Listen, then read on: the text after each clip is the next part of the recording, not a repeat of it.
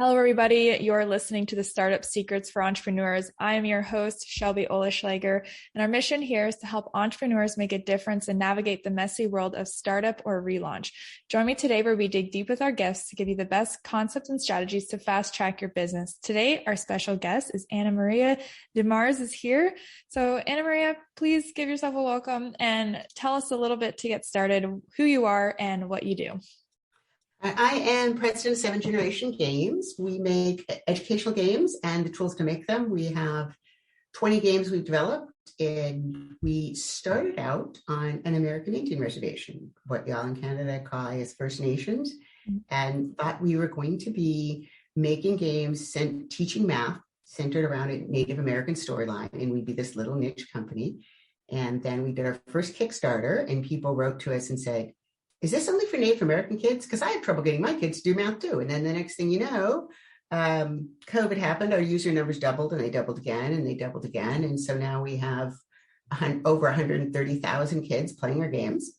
And then we started building tools to make games faster and easier and cheaper because we were making a lot of them. And then people would come to us and say, hey, I would like a game about teaching statistics. I'm a software publisher, but I don't have time to do it to go along with this other content we have. Could you make a game for us? So then we started doing white label games, and we got a call from a number of different Native American communities. Said, well, how come you made a game about the Spirit Lake Dakota Nation? What about a game about our tribe? We'll pay you to do that. So yeah, our business just kind of morphed from there, and here we are. That's awesome. I really want to touch on just that growth aspect, but to backtrack a little bit, how did this get started? Like, where did the inspiration come to build these games? Well, I did not grow up with a lot of advantages, and that's putting it very, very, very mildly. And a lot of my friends ended up in prison and just not going a very good route. And the difference for me was I was good at math. And so I got a scholarship to college. And I was able to get a college degree, and I worked as an engineer. So I thought it was really important to help kids when they're struggling in schools. But the original idea I had way back when of making computer games was in the 1980s. So that's how old I am. And if you could think about what computers did in the 1980s, it was just text-based. There was very little graphics. So I had this idea, but the hardware wasn't there. And I went on, I did other things, and I started a consulting company, and I did customized software for big clients like databases and boring stuff. And then years down the road, my friend, who was the president of the school board on his reservation, and I went to Washington to analyze some data, and we found out that kids who learned their native language and culture in schools did worse in math, which surprised me and not him, because he said, look, there's only so many hours in a day. And if you take an hour every day to teach Dakota language, where's that hour coming from? Mm-hmm. So out of that, we got to talking, we came up with this idea of making a game that teaches math integrated with really good stories, whether they're stories from the Dakota or stories from Mayan history or just how kids are living right now. Mm-hmm. Just connecting those dots, I guess, of teaching them that story that they want to learn, but also integrating it with, actually learning math. I think that's pretty incredible. So how did it start? Like, what was the first set of obstacles that you had to face to really go from idea to creating it, to posting it and just marketing it to get it in front of these students? Well, money and people. So I had this idea for developing a game, but it's more programming than one person could do on their own in a reasonable amount of time. You see games that somebody did kind of as a side project, but usually don't have an educational component. And also that person maybe worked on it for years. So I needed a couple of other people. My husband wanted to leave his job at the time. He's an amazing software developer. And I said, look, this is more work than one person. Come in with me. We'll do it together. And then we needed somebody to write the stories. And my friend, Eric, who is the one who I had originally gone to analyze the data with, he was our cultural consultant. And my daughter, Maria, at the time was a sports writer for ESPN and Sports Illustrated. And she wanted to do something different. So I said, well, come in with me and write the storyline. So I wrote my family into it, which is a very different way of getting co-founders, right? And that made it tough because there were times when we struggled to make the payroll. There were times when we did, we're living off our savings, and I'm thinking, oh God, what have I done? Right. And not only is this company not making money, but it's draining our savings and my daughter's savings. And thank God she had written a bestseller, so she had some savings. But so bringing in the people was good, was the first step. But since there were people really close to me, I think maybe I felt a little bit more responsibility on my shoulders sometimes than people who just, start up with their college friends. Mm-hmm. And then getting the money, I don't care how much money you're raising, it's always like pushing water uphill. So to make software, often you're talking 6 months, a year of development before you get any sales. So you have to somehow come up with that money. So we lived off our savings. We tried to get money from investors. And if you look at me, I like being a grandmother, right? I'm not looking like the typical software entrepreneur. And my husband is even older than me. And he's also the very introverted stereotype of a software developer. So people were not throwing money at us. And it was very, very discouraging in a way, because you keep hearing about, somebody gets $3 million for this idea they wrote on a napkin. And I had people tell me, you're not what startup founders look like in the gaming industry. And I told them all to go drop dead, except I didn't say that nicely. And I applied for small business innovation research grants. I have a Ph.D. in applied statistics. I got $2.5 million in research funding for research and development. And we did that. And along the way, we started picking up clients and more clients. And here we are. Wow. So how did you stay committed? Like, did you just feel like your why was so compelling for you to stay motivated to keep going, even when, savings are getting low, you're not getting the response that you wanted? How were you able to keep going? Well, I think the fact that I feel like what we do is important. Mm. And I didn't see enough other people doing it in the US, and I think around the world. People talk all the time about the importance of intelligence and the importance of education, and our children are our future. But then when you say, would you like to invest in that education in the future? So, no, I'd rather invest in something where I can rent, luxury villas. So there weren't a lot of people who were really walking the walk. And also I have admiration for sole founders. I don't know how they do it, because Maria Dennis and I said one of the keys to success of 7 Generation Games is that we never all got discouraged at once, right? Mm-hmm. There would be days when Maria would say, we are never going to raise this seed round. And I'd say, well, we brought in, 20,000 a day. It's going to be fine. And there would be other days when I would say, we're just not getting enough new users. We're not getting enough new business. And she'd say, oh, well, I had talks with these 5 companies in the last month. So having co-founders who get discouraged at different points, I think has been key. Yeah, exactly. Was there kind of like a pivotal moment for you where you're like, okay, this is working, and you really felt that momentum of like everything really paying off? Well, our first $1 million contract. So that I will probably always remember when I got the call. It said that we had got the contract, and I was driving, and I'm trying to act cool. Oh, okay, that's really good. Just a minute, I'm driving. Let me pull over, because I'm thinking, oh my God, I'm going to crash my car. Yeah, no kidding. So what is that like, I guess? Like, so you get the call, and then what's the next step? What's the next move for you? You mean beyond all the paperwork and signing things and making sure they have to give us money? Yeah. Well, we had to obviously hire a few more people. We had already had some employees. We had to bring a few more people on. That was kind of good, because for us, that we have often had interns working with us, college interns, particularly with computer science majors, not always. And so I often have in the back of my mind the people I'd like to hire if we had the money. So our first thing was to ramp up and make some offers to those people.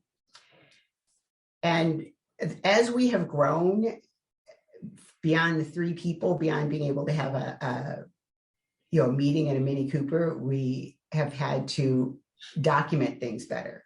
Mm-hmm. When it was just Dennis and I writing the code, and I have an office downstairs, and he has an office upstairs, and I could stand at the bottom of the stairs and holler at him, hey, Dennis, what was that variable name? So we had a company wiki, but we got better about putting information in that. We started having things people always complain about, but are necessary, meetings with agenda and minutes. You don't just have a meeting and talk about stuff. We added Slack. We've always had Google Apps and Microsoft Office. So we've got shared things like shared files in OneDrive and Google Drive. So the first sort of growth stage we had to get to, because now, due to COVID, all of our staff is remote. It used to be that you had to come into the office at least 2 or 3 days a week. And then when COVID happened, we, of course, quit requiring that. And then I quit paying for the rent in the office so now I have 2 offices in my house, because why am I paying rent for a place nobody's at? And then because nobody's going to the office, we could hire people from anywhere around the country. I suppose literally around the world, but all of our employees are in the United States except for 2. We have an employee in Chile because we have an operation in Chile. And then we have our lead artist is First Nations, and he is right now in Vancouver. So getting a challenge to us was scaling up, getting the right people, putting them in place, and then putting in the tools to communicate with workers around the country across 4 time zones. Mm-hmm. Yeah, communication. And just like you said, it's different when you start getting more people. So how were you able to handle those challenges? Well, we got better at it as we went along. I think a big mistake we made early on is because I think all 3 of the founders, we're pretty much very self-starters, and we have a lot of work experience even before we started this company. So we would get new people in and sort of say, here's your office, here's what needs to be done. I've got to go to North Dakota to meet with a client. I'll be back in a week. And we had some people who did not succeed that well under that environment. So we got much better about bringing people on. We have a project manager who's truly wonderful, but she doesn't just walk you through all the paperwork. Here's the stuff for your taxes and that, but here's the company wiki. Here's your email. Here's the shared files. Here's where you find this. So we now have a couple of days of onboarding just to find where all our stuff is. We are not as good as I'd like us to be, but we've gotten much better about documenting things in our company wiki. You want to know what the path is for this game, what the objectives are, go here. We've gotten better about documenting things within the code. We have developer meetings twice a week with all of our developer staff. At one point, it was 4 or 5 times a week. And we said, you know what, if we have people who are such weak performers that we need to meet with them every day, maybe we need to cut those people loose. So making a decision to let people go is always tough. But right now we meet every week, twice a week with the developers, and every week, twice a week with the marketing team. On rare occasions, maybe once a quarter, everybody will get together. If we have a new game coming out, if we may on occasion, if we are in crunch time and things aren't going that well, have meetings more than twice a week, but we do meet at least twice a week on Zoom with everybody in a team. And then we have Slack that people use pretty frequently. We also have check-in and check-out emails where everybody sends us, this is what I'm going to work on today. And at the end of the day, they're not lengthy. So there's a lot of touch points in a week. Mm-hmm.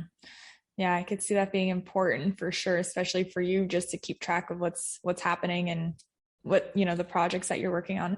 So with that, I'm curious, what is the next goal? Like, what are the things that you're working on right now? And just kind of where do you see yourself maybe like a year from now? We're working on 2 really cool things right now. So one of them, something I never thought about doing, is a crowd equity raise. Are you familiar with crowd equity? Mm-mm. Oh, I guess not, because in Ontario, you can't do it. How about that? Yeah, I know. Okay, so a community round, which is also called crowd equity, it's kind of like Kickstarter, one of those crowdfunding things. In Kickstarter, you're backing a product, right? I want to make a 3D printer. You would like a 3D printer, or you think this is a great idea. So you put in a certain amount of money, and if I get enough money to build my 3D printer, then Kickstarter charges everybody. I build it. I send you one. You've got the product. Hopefully that all works out. Sometimes it doesn't. It was a lot more complicated I thought it'd be, and you don't get your money, so you don't get your printer, so that sucks. Crowd equity, you're backing a company, not a product. So you think this company is a good investment. I'm going to invest $100 or $1,000 or whatever in this company. And if the company does well, if they do an IPO, if they are acquired by another company, then you make money on it, just like any other investor. If they don't do well, then you don't make money on it. So crowdfunding, you're backing a product. Crowd equity, you're backing a company. The thing that's cool about it is in the US, I don't know what laws are in Canada or Australia, but in the US, generally to invest in a startup, you need to be an accredited investor. You need to make at least $200,000 a year or have $1 million in net worth, which basically means the rich people get richer. So I can, if I'm rich, go invest in the next Apple or Facebook or whatever. But if I'm not rich, I can't. Now, the idea behind it, that sounds terrible, but the idea is if you're just somebody's grandpa that's on Social Security, maybe you don't know that much about business and you don't want people coming in and scamming you. So that's the idea why you have to be an accredited investor. The crowd equity companies, of which there are a few, said, you know what? We will do all of the due diligence. We will scrutinize these companies' financial statements, their contracts, their cap table. We'll do all that and we'll put our stamp of approval on them. And then they can go out and raise money from the public. And I hadn't given much thought to that. We had done a couple of small seed rounds, this traditional way, raised money from people who had a lot of it. And then we had some students approach us and say, we need to do a class project. We analyze the financials of your company? And I guess a lot of people had told them no, because, we're busy, kid, we're important. And, I was a college kid at one point. So my co-founders were like, sure. So they did that. They submitted their class project to some big finance competition, made it to the finals.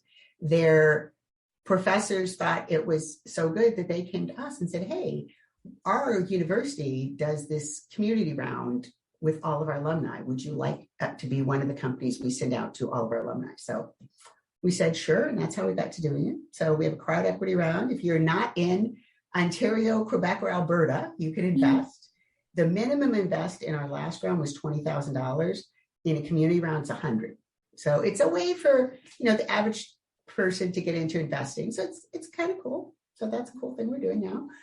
One reason, besides the fact that Wharton Business School approached us and said, hey, you should think about doing this, is in the US, 2 to 3% of investment funding goes to women-owned businesses. Isn't that crazy? Damn. Yeah. In Europe, it's 7%.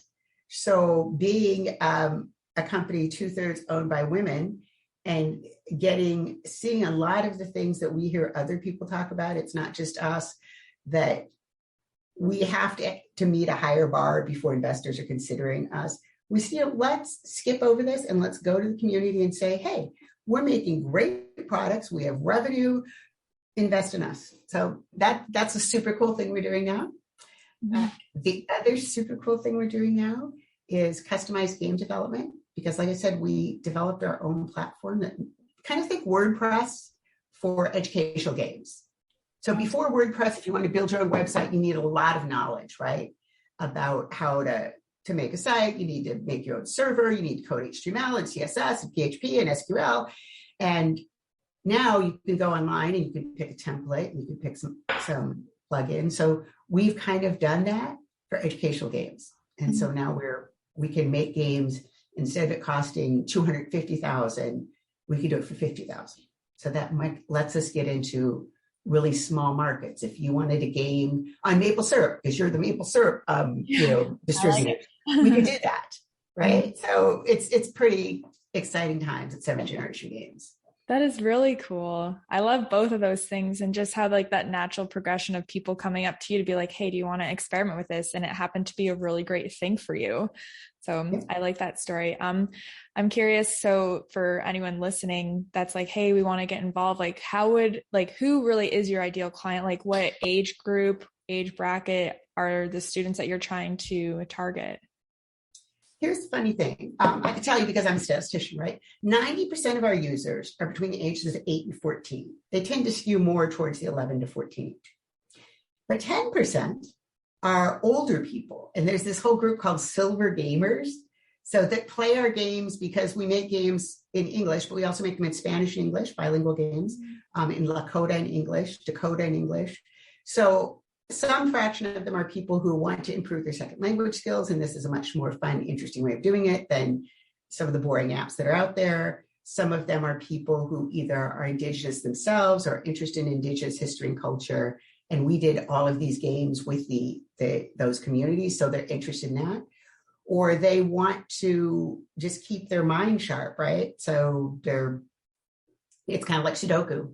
So 90% of our users are kids from 8 to 14, predominantly 11 to 14, and 10% are adults. Mm-hmm.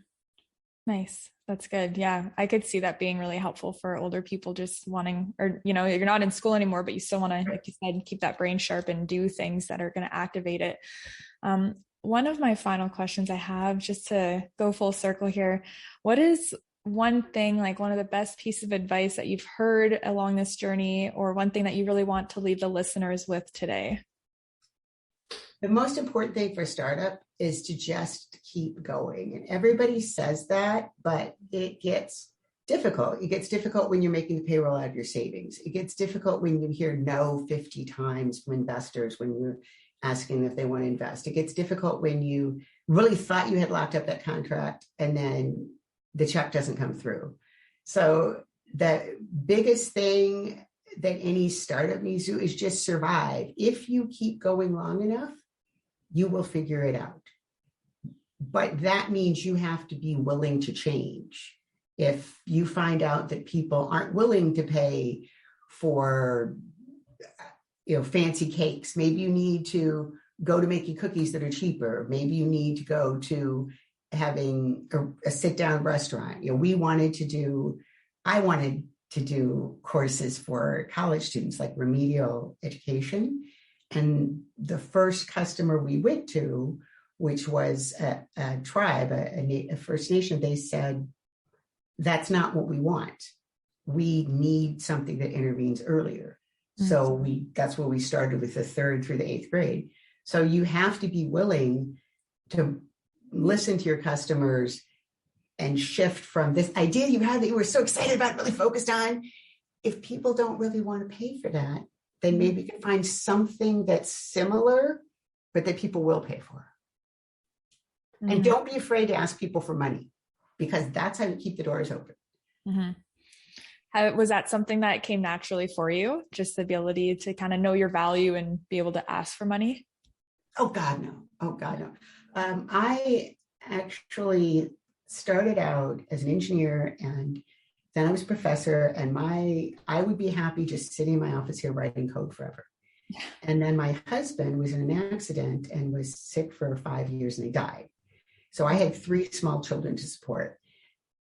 And you make a lot more money running a company than as a college professor. So I had to get out there and put myself out front and talk to clients and send contracts and say, this is how much it will be. And it was not something that comes naturally. I think for most people it doesn't, but I do know that the work we do is valuable. I do know that when I send a contract to somebody, I'm not coming down that price, because I know you're not getting a better price from anybody else for this quality. So it was not something that came naturally, but after a while, if you're in the market and you look at what other people are doing and other people are charging, mm-hmm. you realize what your worth is. And no, I'm not coming down on it. $50,000, our games usually are $35,000 to $50,000. That's a great price. You will not get anything that good from anybody else. And I know it.